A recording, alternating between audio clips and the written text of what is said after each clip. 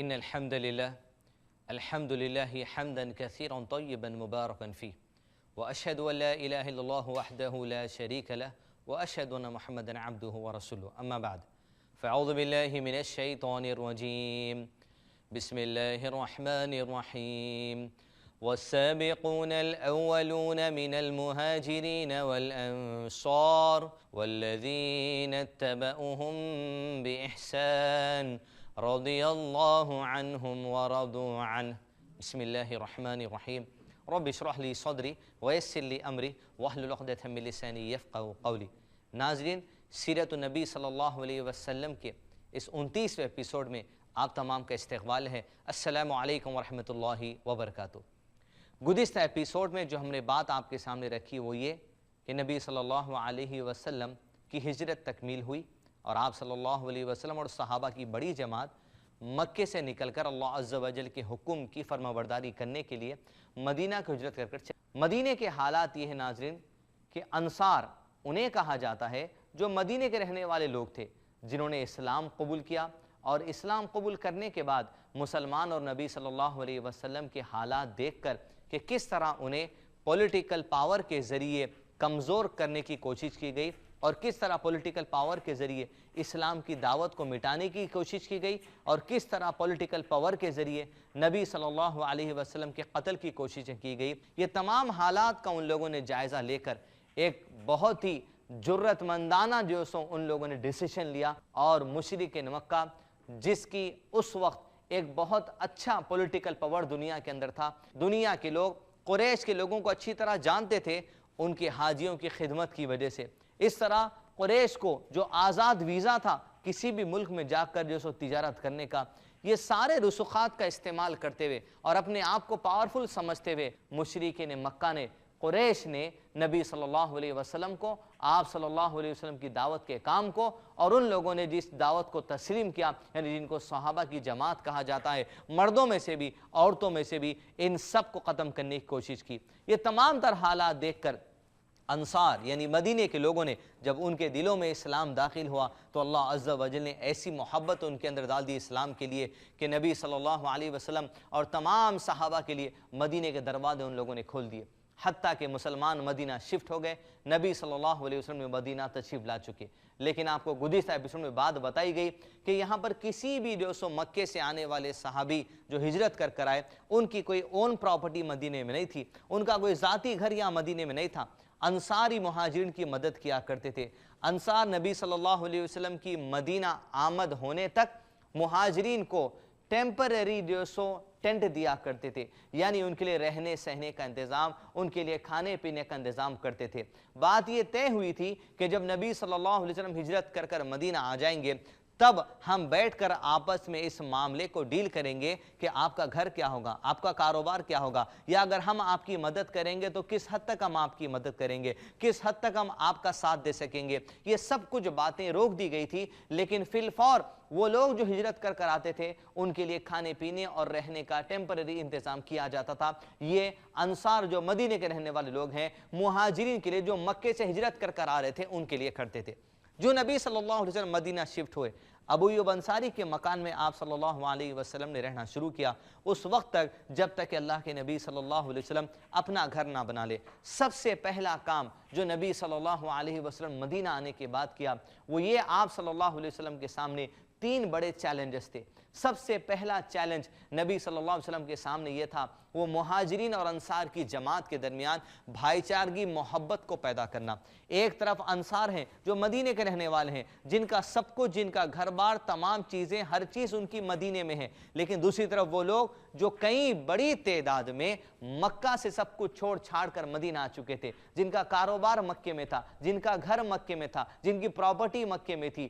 جن کی جائیداد مکے میں تھی، جن کے رہنے کے جو سو گھر اور جو سو کاروبار تمام چیزیں ان کے جو سو مکے میں تھے، صرف اللہ عز و جل کے حکم پر سب کچھ چھوڑ کر وہ مدینہ آ چکے تھے۔ اب نبی صلی اللہ علیہ وسلم کے سامنے پہلا چیلنج یہ تھا کہ ایک انصار کی جماعت کہ اس طرح مہاجرین کی اتنی بڑی جماعت کا کب تک ساتھ دیتی رہے گی؟ آج ان کے پاس اکنومیکل پوزیشن اگر مضبوط ہے تو اگر اس طرح انصار مہاجرین کی مدد کرتے چلے جائیں گے تو صدقہ و خیرات کرنے کی وجہ سے کہیں ان کے پیسوں میں جو کمی ہوگی اس کو دوبارہ کس طرح وہ لوگ جو ڈیولپ کریں گے؟ یہ تمام تر سوالات اللہ کے نبی صلی اللہ علیہ وسلم کے سامنے تھے، لیکن ساتھ ہی ساتھ نبی صلی اللہ علیہ وسلم کا ایمان، آپ کا توکل، اللہ عز و جل کی ذات پر یقین مضبوط تھا، اور اس سچویشن کو ڈیل کرنے کے لیے نبی صلی اللہ علیہ وسلم نے کاروائیاں شروع کی۔ دوسرا چیلنج مدنی زندگی میں نبی صلی اللہ علیہ وسلم کے پاس یہ تھا کہ جس طرح مکے کے مشرکین سخت مزاج تھے اور اسلام کی سخت دشمنی میں وہ لوگ تھے، ٹھیک اسی طرح مدینے میں بھی کچھ مشرکین تھے، جس میں عبداللہ نام سے ایک آدمی تھا جو وہاں پر مشرکوں کا ایک سردار مانا جاتا تھا۔ لیکن بات یہ تھی کہ مدینے کے مشرکین میں مکے کے مشرکین میں فرق یہ تھا کہ مکے کے لوگ جتنی سختی سے اسلام کی مخالفت کرتے تھے اتنی سختی سے مدینے کے لوگ اسلام کی مخالفت نہیں کرتے تھے۔ یہاں تک کہ یہاں کے جو رہنے والے مشرکین تھے ان میں کچھ لوگ ایسے تھے جن کو دین اسلام کی دعوت سے یا مشرکین کے شرک سے کوئی خاصی دلچسپی نہیں تھی، بس باپ دادا کے طریقہ کار کو اپنا کر اپنی زندگی گزارنے کا ایک طریقہ بنا چکے تھے۔ لیکن مکے کے مشرکین جو تھے ان کو اسلام سے سخت نفرت تھی، تو مدینے کے جو مشرکین تھے ان کو اسلام سے ویسی سخت نفرت نہیں تھی جیسی نفرت مکے کے لوگوں تھی۔ یہ اللہ کے نبی صلی اللہ علیہ وسلم کی قتل کی سازشیں ویسی نہیں کرتے تھے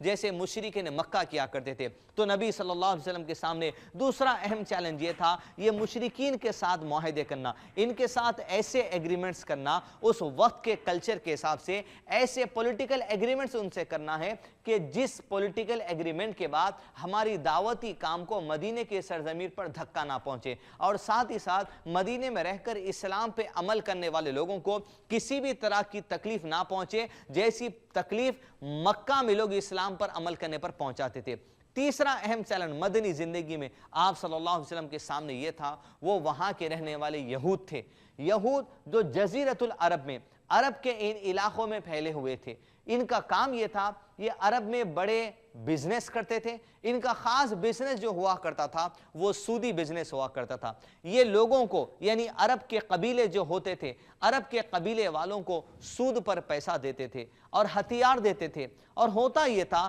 ایسی سازشیں وہ لوگ کرتے تھے کہ عرب کے قبیلوں کے درمیان وہ جنگ چھیڑ دیا کرتے تھے۔ یہ جنگیں مہینوں چلا کرتی تھی، سالوں چلا کرتی تھی، یہاں تک کہ ایک قبیلہ دوسرے قبیلے سے جب تک کہ اپنا بدلہ نہیں لے لیتا تب تک جنگ جاری رکھی جاتی تھی، یہاں تک کہ جب جنگ بندی ہوتی تھی تو موقع کا فائدہ اٹھا کر دوبارہ جنگ کا آغاز کرا دیا جاتا تھا۔ تو یہ جنگوں کی نفرت پھیلانا یہ مدینے کے رہنے والے یہود کا کام تھا، اور جنگ لڑنے کے لیے جو ہتھیار لگتے تھے، جنگ لڑنے کے لیے جو پیسہ لگتا تھا، یہ ہتھیار اور پیسہ یہ لوگ ان قبیلے والوں کو دیا کرتے تھے، جس کے بدلے وہ لوگ سود ان سے کھایا کرتے تھے۔ مدینے میں 3 بڑے گروپس یہودیوں کے تھے، بنو نذیر، بنو قریظہ، بنو قینوقا۔ یہ 3 گروپس کا کام یہی تھا۔ ان کو نبی صلی اللہ علیہ وسلم جو آخری نبی بنا کر بھیجے جانے والے ہیں، تورات اور انجیل میں اس کی واضح صفات ان کے علم میں تھی۔ مدینے میں بہت بڑے علماء یہود کے بھی رہا کرتے تھے، ان تمام کو پتا تھا کہ آخری دور میں ایک رسول آنے والے ہیں جس کی پیشن گوئیاں تورات اور انجیل میں بیان کر دی گئی ہیں۔ لیکن مدینے کے اندر یہودیوں کو یہ سب کچھ معلوم رہنے کے باوجود اور 13 سال سے نبی صلی اللہ علیہ وسلم کی دعوت کا کام جو مکے میں چل رہا تھا، اور اس کے بعد یہی نبی صلی اللہ علیہ وسلم اپنے اصحاب کے ساتھ مدینہ ہجرت کر آگئے، یہ سب کچھ باتیں ان کے علم میں تھی۔ لیکن یہود میں سے بہت تھوڑی سی جماعت تھی، خاص طور پہ ان کے علماء جو نبی صلی اللہ علیہ وسلم کی رسالت سے دلچسپی رکھتے تھے۔ لیکن اکثر یہود جو اس زمانے کے اندر تھے وہ نبی صلی اللہ علیہ وسلم اور مسلمانوں کے خلاف میں سازشیں کرنے کی تیاری کرتے تھے۔ ابھی مدنی زندگی کے آغاز میں ان لوگوں نے اللہ کے نبی صلی اللہ علیہ وسلم کی نفرت جو ان کے سینے میں تھی، اسلام اور مسلمانوں کے خلاف جو نفرت ان کے سینے میں تھی، اس نفرت کو بھی ظاہر نہیں کیا تھا۔ لیکن نبی صلی اللہ علیہ وسلم کی دعوت اور آپ صلی اللہ علیہ وسلم کی مسلمانوں کی جماعت کو مدینے میں دیکھ کر ان کی بے چینی اور حسد بڑھ گئی، اور وہ نہیں چاہتے تھے کہ وہ اسلام کی دعوت کو مدینے میں عام ہونے دیں۔ لیکن چونکہ اللہ کے نبی صلی اللہ علیہ وسلم کی مدنی زندگی کا ابھی آغاز ہوا تھا، وہ ابھی کھل کر اسلام کی مخالفت میں نہیں آئے تھے۔ تو یہ 3 بڑے چیلنجز آپ صلی اللہ علیہ وسلم کے سامنے موجود تھے۔ پہلا، مہاجرین اور انصار کے درمیان بھائی چارگی کرانا، جس میں ایک گروپ کا سب کچھ یہاں پر ہے اور دوسرے گروپ نے اللہ سبحانہ و تعالیٰ کی اطاعت میں اور رسول اللہ صلی اللہ علیہ وسلم کی اطاعت میں اپنا سب کچھ مکے میں چھوڑائے۔ دوسرا گروپ نبی صلی اللہ علیہ وسلم کے سامنے وہ یہ تھا، مشرکین کا گروپ تھا جو مدینے کے رہنے والے تھے، جن کی سختی مکے کی مشرکین کی طرح نہیں تھی، لیکن مکے کے مشرکین سے اندر ہی اندر ان کے تال میل تھے، اس لیے کہ یہ مشرکین جو مدینے کے رہنے والے تھے یہ لوگ بھی حج اور عمرہ کرنے کے لیے مکہ آیا جایا کرتے تھے۔ اس وجہ سے کچھ پولیٹیکل تعلقات مدینے کے مشرکین کے مکے کے مشرکین کے ساتھ تھے۔ تیسرا جو گروپ ہم نے آپ کے سامنے بتایا وہ یہود کا ہے، اور یہود میں 3 گروپ، بنو قریظہ، بنو قینقاع اور بنو نذیر۔ نبی صلی اللہ علیہ وسلم مدینے میں آنے کے بعد ابو ایوب انصاری کے مکان میں آپ نے جب زندگی شروع کی، یہ تینوں حالات کا بڑی عمدگی سے، بڑی اعلیٰ صلاحیت سے اور اللہ عز و جل کی خاص ہدایت سے نبی صلی اللہ علیہ وسلم نے سامنا کیا۔ سب سے پہلے نبی صلی اللہ علیہ وسلم نے اسلام کے سب سے بڑے دشمن یہود سے ایگریمنٹ کیے، پیس ٹریٹی ان سے کی، یعنی ایسے فرینڈشپ معاہدے ان سے کیے کہ جس زمین پر یہود رہنے والے ہیں اسی زمین پر جب مسلمان پہنچے تو ہوا یہ کہ لوگوں نے اس زمانے کے اس بات کا اندازہ لگا لیا، جو ہی مسلمان مدینہ میں پہنچے اور مدینے کے لوگوں نے مسلمانوں کے لیے اپنے گھروں کے دروازے کھول دیے ہیں، مدینے میں دیکھتے ہی دیکھتے اسلامی سلطنت کی ایک شکل اختیار آ گئی، یعنی اسلامک رولنگ کی ایک شکل جو سو وجود میں آ گئی، جس کے حکمران، جس کے لیڈر پیارے نبی صلی اللہ علیہ وسلم تھے، اور نبی صلی اللہ علیہ وسلم کی اطاعت کرنے کے لیے صحابہ کی بڑی کثیر جماعت مکہ اور مدینہ سے جو سو وہاں جمع ہو چکی تھی۔ ناظرین، آپ صلی اللہ علیہ وسلم نے یہود سے اس بات کے معاہدے کیے جس کا بیسک پرنسپل یہ تھا کہ اس سرزمین پر تم بھی رہنے والے ہو، اس سرزمین پر ہم بھی رہنے والے ہیں۔ کوئی بھی دنیا کا دشمن اگر اس سرزمین پر آنکھ اٹھا کر دیکھتا ہے تو تم اور ہم مل کر ان کا سامنا کریں گے، لیکن اس کا دوسرا بنیادی پرنسپل یہ بنایا گیا کہ اب تم اور ہم فرینڈشپ کے ساتھ، تم اور ہم آپس میں امن کے ساتھ یہاں پر رہیں گے۔ جس طرح مشرکین مکہ ہمیں مکے کی وادی میں ہمیں اسلام پر عمل کرنے نہیں دیتے تھے اور ہمیں مار پیٹ کر کر مجبوراً مکے سے باہر نکال دیا گیا ہے، تم اس طرح کی حرکت ہم سے نہیں کرو گے، تم ہمارا ساتھ دو، ہم تمہارا ساتھ دیں گے، صرف اس ملک کی حفاظت کے لیے، اس زمین پر کسی بھی قسم کا خرابہ نہ ہونے کے لیے۔ رہی بات تمہارے مذہب کی، تم آزاد ہو تمہارے مذہب پر چلنے کے لیے، لیکن ہمارے دعوتی کام کو تم کبھی نہیں روک سکتے۔ ہماری دعوت دینے کی وجہ سے جو یہود اسلام قبول کرنا چاہتے ہیں، بے شک ان کے لیے تو اللہ عز و جل کی ہدایت ہے، اور ہمارے گھروں کے دروازے ان کے لیے کھول دیے جائیں گے، ہمارے دل کے دروازے ان کے لیے کھول دیے جائیں گے۔ لیکن اگر کوئی آدمی اسلام قبول کرتا ہے اور اگر تم اسے ستاؤ گے اور اگر تم اسے تکلیف دو گے اور اگر تم اسے اسلام قبول کرنے سے روکو گے تو ہمارا جو پیس ٹریٹی ہے، ہمارا جو امن کا ایگریمنٹ ہے، یہ ایگریمنٹ ٹوٹ جائے گا۔ اور اگر پھر کبھی تم نے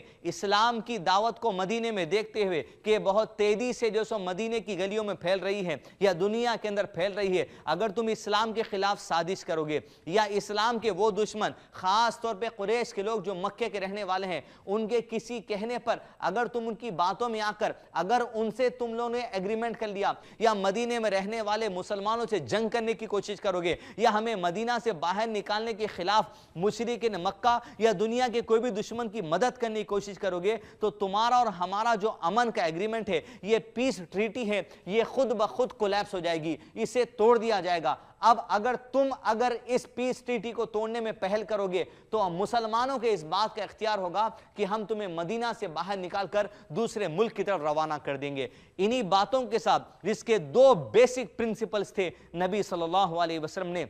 مدینے کی سرزمین پر آنے کے بعد سب سے پہلا جو چیلنج تھا یہود اور ان کی سازشوں کا سامنا کرنا، آپ صلی اللہ علیہ وسلم نے ان کو بہت ہی حکمت کے ذریعے، انسانیت کے وہ پیغام کے ذریعے جو اسلام مسلمانوں کو دیتا ہے، ایک انسانیت کا برتاؤ کرتے ہوئے، دین کی آزادی کے جو سو فائدہ اٹھاتے ہوئے نبی صلی اللہ علیہ وسلم نے یہود کے ساتھ فرینڈشپ معاہدے کیے تاکہ مدینے کی سرزمین محفوظ بھی رہے دشمنوں سے، مدینے میں اسلام بھی محفوظ رہے، مدینے میں مسلمان بھی محفوظ رہے، مدینے میں رسالت کا پیغام بھی محفوظ رہے اور مدینہ دنیا بھر کے دشمنوں سے محفوظ بھی رہے۔ اتنی زبردست صلاحیت کا مظاہرہ اللہ کے نبی صلی اللہ علیہ وسلم نے کیا۔ صرف ایک پیس ٹریٹی نبی صلی اللہ علیہ وسلم نے ان جو سو یہود کے ساتھ کر کے بہت بڑے معاملات کا حل اللہ کے نبی صلی اللہ علیہ وسلم نے کر لیا۔ ناظرین، 2 اور اہم چیلنجز نبی صلی اللہ علیہ وسلم کے سامنے مکی زندگی میں. دوسرا یہ کہ آپ صلی اللہ علیہ وسلم کے سامنے مشرکین کی جماعت ہے، جس میں سب سے پہلا چیلنج جس کا سامنا اللہ کے نبی صلی اللہ علیہ وسلم نے بہت ہی وسیع نظریے سے کیا، مسلمانوں کی بھلائی کے لیے، اسلام کی دعوت کی بھلائی کے لیے، مسلمانوں کی سیکیورٹی کے لیے، نبی صلی اللہ علیہ وسلم کی سیکیورٹی کے لیے، مدینے کی سیکیورٹی کے لیے، یہ تمام تر معاملات کو صرف ایک پیس ٹریٹی اور امن کے معاہدے یہود سے کیے گئے اس کے ذریعے ڈیل کر لیا گیا. دوسرا چیلنج جو آپ صلی اللہ علیہ وسلم کے سامنے تھا وہ یہ تھا کہ مشرکین مدینہ میں رہنے والے جو مشرکین ہیں، جو اللہ عز و جل کو جانتے ہیں، اللہ عز و جل سے دعا مانگتے ہیں، ٹھیک اسی طرح جس طرح مشرکین مکہ مانا کرتے تھے، ان کے سامنے نبی صلی اللہ علیہ وسلم کو دعوت کا پیغام رکھنا تھا. جب ان کے سامنے دعوت کا پیغام رکھا جائے گا تو کیا ان کا ریاکشن بھی ویسے ہی آئے گا جیسا ریاکشن قریش کے لوگوں نے بتایا تھا؟ کیا یہ بھی نبی صلی اللہ علیہ وسلم اور مسلمانوں کے خلاف میں تلواروں کو اٹھا لیں گے؟ ان حالات کو دیکھتے ہوئے نبی صلی اللہ علیہ وسلم نے بہت ہی عمدگی سے، بہت ہی حکمت کے ساتھ مدینے میں دین اسلام کی تبلیغ کا کام ان مشرکین کے سامنے کیا. جب مدینے میں مشرکین کے سامنے دین اسلام کی تبلیغ کا کام شروع کیا گیا تو مشرکین میں دو گروپ مدینے میں تھے. ایک عبداللہ بن ابی کا گروپ تھا. اس کا معاملہ یہ تھا کہ مدینے میں کوئی بادشاہ نہیں تھا، مدینے میں تھوڑے قبیلے رہا کرتے تھے، جس کے قبیلے میں جتنی زیادہ لوگوں کی تعداد تھی اس کا اتنا زیادہ پولیٹیکل پاور مانا جاتا تھا. لیکن ہوا یہ کہ نبی صلی اللہ علیہ وسلم مدینہ ہجرت کرنے سے پہلے عبداللہ بن ابی کو لوگ مدینے کا سردار بنانے کی پلاننگ کر رہے تھے. لیکن جو ہی اس کے سردار بننے کی پلاننگ ہوئی، نبی صلی اللہ علیہ وسلم کی ہجرت کی سرگرمیاں مدینے کی زمین پر شروع ہو گئی اور مہاجرین کا مکے سے دھیرے دھیرے آنا شروع ہو گیا. لگ بھگ 2 یا 2.5 مہینے جب یہ سلسلہ چلتا رہا، مدینے کے لوگ وہ جو اسلام قبول کر رہے تھے اور وہ جو اسلام قبول نہیں بھی کیے تھے، ان لوگوں نے ان مہاجرین کے لیے خدمت انجام دینا شروع کر دی. ہوا یہ کہ لوگوں کا ذہن عبداللہ بن ابی کو بادشاہ بنانے سے تھوڑا سا ہٹ گیا، اور جیسے ہی عبداللہ بن ابی کی بادشاہ بنانے سے لوگوں کا ذہن تھوڑا سا ڈائیورٹ ہوا، عبداللہ بن ابی کے دل میں اس بات کی نفرت بیٹھ گئی کہ یہ مسلمان اور ان کے نبی صلی اللہ علیہ وسلم اور ان کی دعوتی کام کی وجہ سے مدینے کے لوگوں نے مجھے یہاں کا بادشاہ یا مجھے یہاں کا سردار نہیں بنایا. اب عبداللہ بن ابی جو وقت کا مشرک تھا، باپ دادا کے رسم و رواج پہ چلا کرتا تھا، بے شک اللہ تعالیٰ کو تو مانتا تھا، لیکن اللہ سبحانہ وتعالیٰ کے ساتھ لبیک اللہم لبیک لا شریک لک لبیک الا شریک واحدہ، تیرا کوئی شریک نہیں اللہ مگر ایک تیرا شریک ہے، یہ نعرے لگاتے ہوئے مدینہ سے نکل کر حج کو بھی جایا کرتا تھا. اس کے دل میں اب اللہ کے نبی صلی اللہ علیہ وسلم، آپ صلی اللہ علیہ وسلم کی دعوت اور آپ صلی اللہ علیہ وسلم کی دعوت کے نتیجے میں جو لوگ اسلام قبول کر رہے ہیں، یہ سب کے متعلق اس کے دل میں نفرت بیٹھ چکی تھی. صرف اس وجہ سے یہی مسلمان اور ان کی دعوت اور ان کے رسول ہیں جس کی آمد کی وجہ سے مدینہ کے لوگوں نے مجھے یہاں کا سردار نہیں بنایا. اب اندر ہی اندر یہ مسلمانوں کی دشمنی اپنے دل میں پال رہا تھا اور مشرکین مکہ سے پولیٹیکل تعلقات مینٹین کیے ہوئے تھا. اسی آسنے میں مشرکین کا دوسرا گروپ جو مدینے میں تھا، اس کو عبداللہ بن ابی کی سرداری سے کوئی دلچسپی نہیں تھی، مشرکین مکہ کی چال بازیوں سے کوئی دلچسپی نہیں تھی. ان کو اپنے کاروبار سے دلچسپی تھی، ان کو اپنے کلچر سے دلچسپی تھی، ان کو اپنے قبیلے کو ڈیولپ کرنے کی دلچسپی تھی، ان کو اپنے کلچر اور اپنے مذہب کو جس طرح آسانی سے عمل کرنا میسر ہوتا وہ آسانی سے عمل کر کے زندگی گزار لیتے. فائدہ یہی ہوا یہ جو دوسرا مشرکین کا گروپ مدینے میں تھا، جن کو خاصی دلچسپی نہیں تھی اسلام اور اسلام کے ماننے والوں سے یا ان کی دعوت سے، آگے چل کر اسلام کی دعوت کی وجہ سے یہی وہ لوگ ہیں جو بہت تیزی سے اسلام کے دائرے میں داخل ہو گئے. یہ دوسرا چیلنج تھا جو اللہ کے نبی صلی اللہ علیہ وسلم کے سامنے تھا، جس کو وقتاً فوقتاً ڈیل کیا گیا. لیکن دعوت دین کے ذریعے، اپنے اخلاق کے ذریعے، اپنے مینرز کے ذریعے، اپنے حسن سلوک کے ذریعے نبی صلی اللہ علیہ وسلم نے ان تمام مشرکین کے دل کو جیت لیا. دوسرا جو گروپ تھا عبداللہ بن ابی کا، اس کا سامنا وقتاً فوقتاً مدینے میں کیا جاتا، لیکن عبداللہ بن ابی بن سلول اور اس کے ماننے والے بھی اللہ کے نبی صلی اللہ علیہ وسلم کے ساتھ ایگریمنٹس میں آ چکے تھے آگے چل کر، اور اللہ کے نبی صلی اللہ علیہ وسلم کے ساتھ مدینے کی سرزمین کا دفاع، اس کا پروٹیکشن کرنے کے معاہدوں میں آ چکے تھے. تیسرا جو اہم گروپ تھا، ناظرین یہ بہت اہم گروپ تھا اور بہت ہی بڑا چیلنج اللہ کے نبی صلی اللہ علیہ وسلم کے سامنے تھا، لیکن اللہ عز و جل کی مدد، اللہ عز و جل کی دی ہوئی حکمتوں کے ذریعے نبی صلی اللہ علیہ وسلم نے ایک ایسی بھائی چارگی کا معاملہ مہاجر اور انصار کے درمیان کر دیا، دنیا کی شاید کوئی طاقت یہ کام نہیں کر سکتی تھی، جو کام اللہ عز و جل نے نبی صلی اللہ علیہ وسلم سے کروا دیا۔ مہاجر اور انصار، ان کی بھائی چارگی، ان کے درمیان محبت، ان کے درمیان فرینڈشپ، ان کے درمیان بردرہڈ، اس کا قائم ہونا نبی صلی اللہ علیہ وسلم کی دعوت دین دنیا میں پھیلانے کے لیے بہت ضروری تھا۔ مدینے میں اگر انصار ہیں جو مدینے کے رہنے والے ہیں، جو اپنا سب کچھ مہاجرین کے لیے لٹا رہے ہیں، تو کبھی ان کے دل میں یہ بات نہ آنے پائے یہ مہاجرین کو ہم نے مدینہ بلا کر شاید کوئی بڑی غلطی تو نہیں کر لی، اس سے ہمارے اکنامیکل پوزیشن پہ بہت بڑا اثر پڑ رہا ہے، یہ بات ان کے دل میں کبھی اٹھنا بھی نہیں تھا۔ اس لیے اللہ کے نبی صلی اللہ علیہ وسلم مہاجر اور انصار کے درمیان ان کے رشتے کو مضبوط کرنے کے لیے، ان کے درمیان بھائی چارگی کو بڑھانے کے لیے آپ صلی اللہ علیہ وسلم کوششیں کرتے تھے۔ سب سے پہلے اللہ کے نبی صلی اللہ علیہ وسلم نے اس چیلنج کو ڈیل کرنے کے لیے انصار کے لیے اور مہاجر کے لیے آپ صلی اللہ علیہ وسلم نے سب سے پہلا کام مدینے میں یہ کیا، اسلامی کلچر کو تعمیر کر دیا۔ ایک اسلامی کلچر کو مہاجر اور انصار کے سامنے رکھا کہ ایسا کلچر ان کے سامنے دیا جائے کہ جس کلچر کے ملنے کے بعد مہاجر اور انصار کے دل میں محبت پیدا ہو جائے۔ اس کلچر کو دینے کے لیے نبی صلی اللہ علیہ وسلم نے سب سے پہلے مدینہ میں مسجد نبوی تعمیر کرنے کا پلان کیا گیا۔ ایک ایسی سرزمین جس سرزمین پر اللہ کے نبی صلی اللہ علیہ وسلم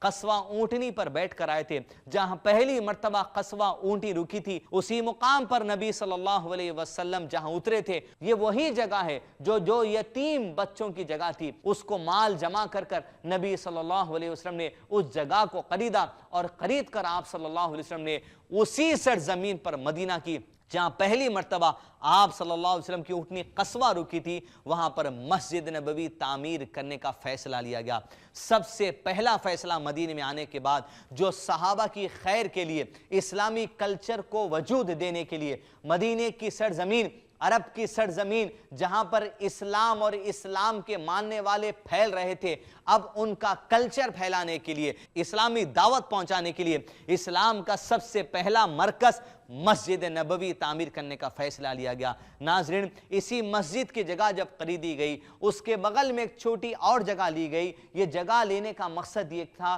کہ مسجد نبوی کے بازو اللہ کے نبی صلی اللہ علیہ وسلم کے حجرے تعمیر کر لیے گئے۔ قرآن مجید اگر آپ پڑھیں گے، قرآن مجید میں سورہ نمبر 49 حجرات کہا جاتا ہے۔ حجرات یعنی کمرے، یعنی چھوٹے چھوٹے کاٹیجز جو اللہ کے نبی صلی اللہ علیہ وسلم نے اپنی ازواج مطہرات کے لیے تعمیر کرنا شروع کر دیا تھا۔ ایک طرف مسجد نبی کی تعمیر ہو رہی تھی، اس کے بغل میں نبی صلی اللہ علیہ وسلم کے حجرات کی تعمیر ہو رہی تھی، جس کے بارے میں قرآن مجید میں ایک مکمل سورے کا نام دے دیا گیا ہے۔ ناظرین، مسجد نبی کی تعمیر کا مقصد یہ تھا کہ مہاجر اور انصار کو ایک اسلامی کلچر دیا جائے۔ مسجد نبی کا تعمیر یہ تھا اسلامی حکومت کا مرکز بنا دیا جائے۔ مسجد نبی کی تعمیر کا مقصد یہ تھا یہ مہاجر اور انصار کی دینی تعلیم و تربیت کے لیے ایک یونیورسٹی کا قیام کر دیا جائے۔ مسجد نبی کا تعمیر کا مقصد یہ تھا وہ مہاجرین جو مکہ سے ہجرت کر مدینہ آ رہے تھے، جن کے پاس رہنے کو گھر نہیں تھا، ان کے لیے یہ ایک گھر کی حیثیت سے کام کرتا تھا۔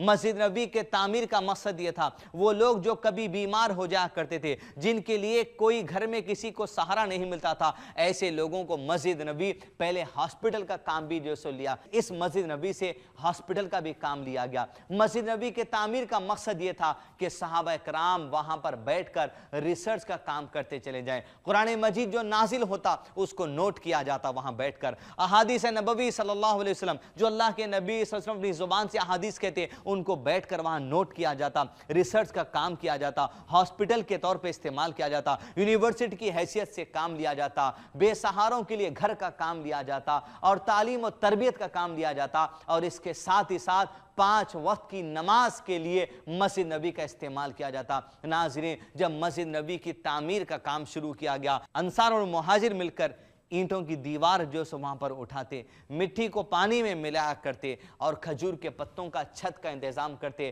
اور سب مل کر یہ کام کرتے۔ حتیٰ کہ ناظرین یہ وہ مسجد ہے جس مسجد کی تعمیر میں خود اللہ کے نبی صلی اللہ علیہ وسلم نے ہاتھ بٹائے۔ جب اللہ کے نبی صلی اللہ علیہ وسلم مسجد نبی کی تعمیر کرتے اور انصار و مہاجر کی تعداد اللہ کے نبی صلی اللہ علیہ وسلم کے ساتھ مل کر تعمیر کرتی، آپ صلی اللہ علیہ وسلم انصار و مہاجر کی اس بھائی چارگی کو دیکھ کے، ان کی محبت کو دیکھ کر، ان کے جذبات کو دیکھ کر اللہ کے نبی صلی اللہ علیہ وسلم دعا کرتے، اللہم لا عیش الا عیش الآخرہ فاغفر للانصار والمہاجر، اے میرے اللہ ایس تو بس زندگی تو بس آخرت کی زندگی ہے، اے میرے اللہ وہ آخرت کی زندگی کی کوششوں کے لیے آج ہم اس تیرے مبارک گھر کو تعمیر کر رہے ہیں، اے میرے پروردگار فاغفر للانصار والمہاجر، انصار اور مہاجر کی تو مغفرت فرما دے۔ انصار اور مہاجر جب اللہ کے نبی صلی اللہ علیہ وسلم کو دیکھتے کہ آپ صلی اللہ علیہ وسلم خود اپنے ہاتھوں سے مٹی اٹھا کر مسجد کی تعمیر کے لیے دیتے ہیں، تو انصار و مہاجر آپس میں کہتے اے انصار و مہاجر کی جماعت،